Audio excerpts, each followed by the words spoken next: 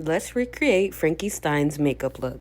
Going to prime my eyes with the e.l.f. Camo Concealer in the shade Fair Rose, and we're only going to be putting this on top of our crease. So like 3 dots on top.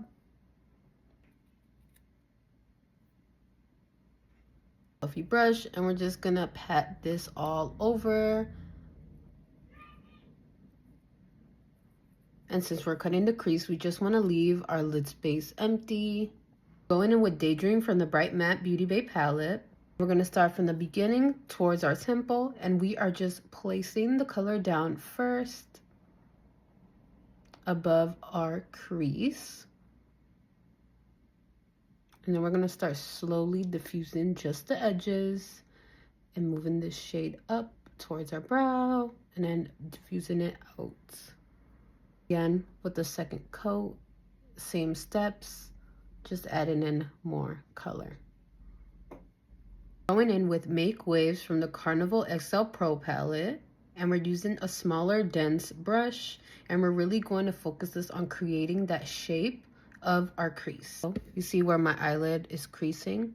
That's going to be our crease. So when we clean it up and cut it and we relax our face, this area will still be clean and you can still see the eyeshadow. Using a Morphe M506, which is a small, dense brush, I like to first pat in the product exactly where I want it to lay, and then I will slowly diffuse the edges of the color. I will not go on top, just the edges, so it's a seamless blend. Now that we have our shape, we're going to start to diffuse the edges slowly into the lighter blue we first put on. And again, and just deepen things up, repeat the same steps.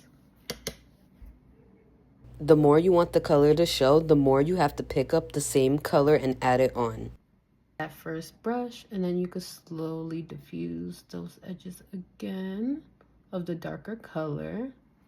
And just start blending and having these two tones together.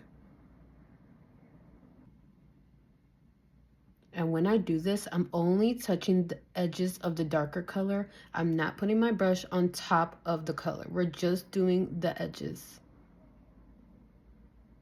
Going in with the shade Mood, and I'm going to put this with a little bit of black, another small dense brush. And we're just going to concentrate it right on the crease. Mixing it with a little bit of black, which is the shade Lights Out. I'm slowly deepening things up, so every time I go and pick up that blue, I'm adding in a little bit more black. Back and would Make Waves, and then just diffuse the edges to mix those colors together and slightly bring up that darkness.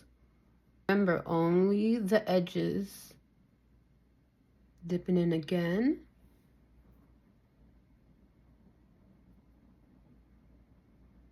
Tapping it down first, and then we're gonna blend. It is a lot of steps, but you really want to have that control of the color so your eyeshadow is dimensional and not all just one color. Always go back and forth and always know the types of undertones you use and how to really get that depth. And just this part that I've been blending is 5 minutes. So when y'all ask me how long I take, don't even ask. Back in. Just diffuse a little bit more. I do go back and forth a lot, but as you know, when you blend, you are removing color, so you do want to go back in. With all blended, we're going to use micellar water and a Q-tip just to clean it up, and that's why I didn't put any concealer on the lid, the Q-tip. And then I'm going to start from the beginning, cut like that. So we're doing half a circle. With the other side, you could clean it up. Very easy. And then for the end, you just want to wing it. As if you were doing an eyeliner or something.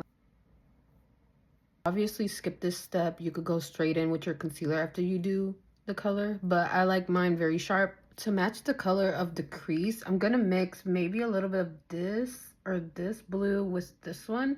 Just so it matches enough. This is how the blue looks. So I ended up mixing the P. Louise Basic, and this is the shade Touch of Frost. And then from the Mitchell color, I mixed this one and this one. So all three to get this color. Taking a very thin flat brush, and I'm first going to be patting and creating that shape first. With this product, it is self-drying, so you do want to work very quickly and be very precise. So I'm creating my outline first, and then I will pat on the product onto my eyelid. After I put it on, I did set it with some translucent powder, and now I'm going to go in with a small brush, and I picked up some of the black just so I can deepen it up really close. Take stage white from one size, and we're just going to add this in our inner corner. It is a matte look, so we're going in with our eyeliner with e.l.f.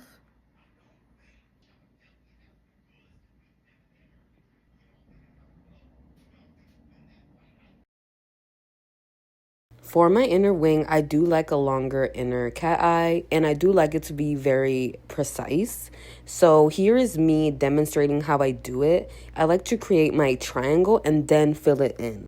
I'm creating my first line, which aligns with the top of my eyeliner, and then I'll create the second line, which aligns with my waterline, and then I will fill it in. To make it extra crispy, I do clean up the bottom line, which I really don't have to do because it's perfect, but I still like to do it because I like the look of it. So now we're going in with the color case again, but the neutral palette, and I'm using the black for my waterline. For the bottom eyeshadow, I'm using a small smudger brush and taking the shade Lights Out first, and I'm putting this closest to my waterline in the lower lash line. Now with the same brush I use with Nude and Lights Out, I'm going to diffuse the edges of the black, and we're going to just deepen things up into a little ombre. And the last color will be Make Waves, and we'll have a little ombre underneath for the perfect blue cut crease look. Let me know what you think, and who should I recreate next?